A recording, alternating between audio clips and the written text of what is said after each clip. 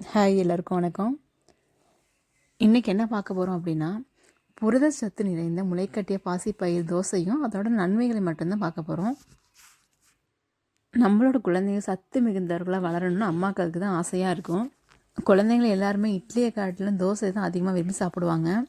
ஒரே மாதிரி தோசையை கொடுத்தாலும் அவங்களுக்கும் சலிப்பாக தான் இருக்கும். அந்த வகையில் புதுசாக எதாவது செஞ்சு கொடுக்கணும் அப்படின்னா இந்த முளைக்கட்டிய பச்சைப்பயிர் தோசையை செஞ்சு கொடுங்க. ரொம்ப அற்புதமான பலன்களை தரும். இந்த முளைக்கட்டிய பாசிப்பயிர் எப்படி செய்யலாம் அப்படின்னா, முதல் நாளே என்ன பண்ணுறீங்க, கல்லெல்லாம் நீக்கிட்டு 12 மணி நேரம் நல்லா ஊற வைங்க. இரவில் ஊற வச்சிங்க அப்படின்னா மறுநாள் காலையில் இந்த வெள்ளை துணியில் நீரை வடிச்சிட்டு பாசிப்பயிரை சேர்த்து நல்லா முடிச்சு போட்டு 24 மணி நேரம் கழித்து பார்த்தீங்க அப்படின்னா அவன் முளைக்கட்டிய பயிராக மாறியிருக்கும். இந்த முளைக்கட்டிய பாசிப்பயிரோடு 2 பச்சை மிளகாய், கொஞ்சம் ஜீரகம், கொஞ்சம் இஞ்சி துண்டு, உப்பு தேவையான அளவு போட்டு நல்லா மிக்சியில் அரைச்சிக்கோங்க. அரைச்சிக்கிட்டு நம்ம தோசை மாவு அளவுக்கு நல்லா அரைச்சி எடுத்துக்கோங்க. எடுத்துக்கிட்டு இது டேரெக்டாகவே ஊற்றலாம். இதை பிடிக்க வைக்கணுங்கிற அவசியம் கிடையாது. டேரெக்டாகவே நம்ம தோசைக்கல்லில் ஊற்றிடலாம். இப்போ தோசைக்கல்லை எடுத்து வச்சுட்டு சூடாக்கிட்டு சிறிது நெய் விட்டு கரண்டியாக மாவை எடுத்து வழக்கமான தோசை சுடுவது போலேயே ஊற்றி எடுக்கணும். நல்லா இருபுறமும் சிவக்க திருப்பி போட்டு தோசையை எடுத்துகிட்டு பரிமாறலாம். தோசைக்கல்லில் ஒரு வேளை தோசை ஒட்டிக்கிட்டே வரல அப்படின்னா சிறு சாம்பார் வெங்காயம் இருக்குல்ல, அதை கல்லில் தேய்ச்சிட்டு ஊட்டணும் அப்படின்னா தோசை நல்லா வரும். குழந்தைங்களுக்கு காலை நேர உணவாகவே இதை கொடுக்கலாம். வழக்கமாக நம்ம தோசையில் அரிசி உளுந்து மட்டும்தான் சேர்ப்போம். ஆனால் இதில் புரதச்சத்து நிறையா இருந்திருக்கவாசி தினசரி தேவையான அளவு புரதம் இருக்கவாசி குழந்தைங்களுக்கு கண்டிப்பாக கொடுக்கலாம். இந்த பச்சைப்பயிறு நார்மலாகவே நமக்கு ஆரோக்கியத்தை தரக்கூடியது தான். அதுவும் நம்ம முளைக்கட்டி வேறு சேர்த்து செய்கிறோம். அதனால் பல மடங்கு நன்மைகளை தரக்கூடியது. இது குழந்தைங்களுக்கு தான் கொடுக்கணும் இல்லை, பெரியவர்கள் வரை எல்லாமே சாப்பிட்லாம். இதில் கார்போஹைட்ரேட், நார்ச்சத்து, பொட்டாசியம், மெக்னீஷியம், இரும்பு சத்துக்கள் எல்லாமே இருக்குது. அதனால் இரத்த சோகை உள்ளவர்களும் இதை நல்லா சாப்பிட்லாம்.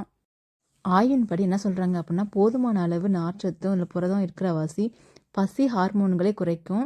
இதனால் உடல் இழைப்புக்கு பச்சைப்பயிர் மிகவும் பயனுள்ளதாக இருக்குன்னு சொல்கிறாங்க. ரத்தத்தில் உள்ள சர்க்கரையை சீராக வச்சுக்கிறதுக்கு இந்த பச்சைப்பயிர் மிகவும் பயனுள்ளதாக இருக்கும். இந்த பச்சைப்பயிரில் பெக்டின் என்ற கரையக்கூடிய நார்ச்சத்து அதிகம் இருக்குது. இதனால் குடல்களை ஆரோக்கியமாக வைத்திருக்கவும் செரிமானத்துக்கும் மிகவும் பயனுள்ளதாக. இந்த பச்சை பயிற்றில் ஒரு அத்தியாவசிய கனிமமான துத்தனாக இருக்கிறவாசி மாலைக்கண் நோய் சிகிச்சைக்கும் பெரிதும் உதவும். மாலைக்கண் நோய் மட்டும் இல்லை, பிற பார்வை தொடர்பான எல்லா பிரச்சனைகளுக்கும் இந்த பச்சை பயிரை சாப்பிட்டோம் அப்படின்னா கூடுதலான பலனை நமக்கு கிடைக்கும். இந்த பச்சை பயிறு தினசரி நம்ம எடுத்துக்கிட்டோம் அப்படின்னா சருமத்தை பளபளப்பாக வச்சுருக்கோம். நம்ம ஃபேஸ் நல்லா பிரகாசமாக காமிக்கும். இந்த பச்சை பயிரை நம்ம ஒரு ஃபேஸ் பேக்காகவும் பிகிஸ் க்ரீமாக கூட பயன்படுத்தலாம்.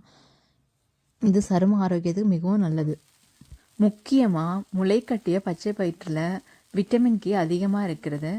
அதுவும் 1 கப் முளைக்கட்டிய பச்சை பயிற்றில் 5.45 mcg விட்டமின் கே இருக்குது. இது உடலுக்கு பல்வேறு வழிகளில் நன்மை நமக்கு அளிக்கும். உதாரணமாக பார்த்தோம் அப்படின்னா தசைகளின் வலிமையை அதிகரிக்கும். அது மட்டும் இல்லாமல் இரத்த முறையும் அபாயத்தையும் குறைக்கும்.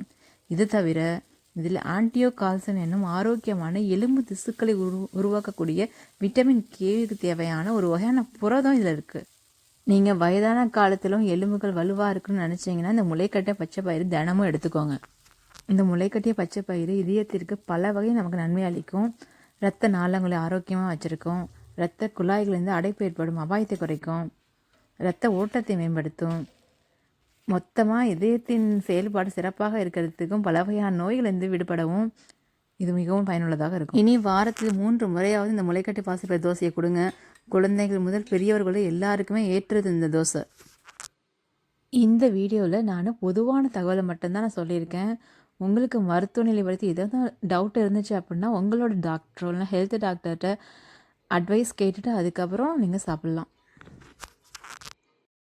தேங்க்யூ ஃபார் வாட்சிங்.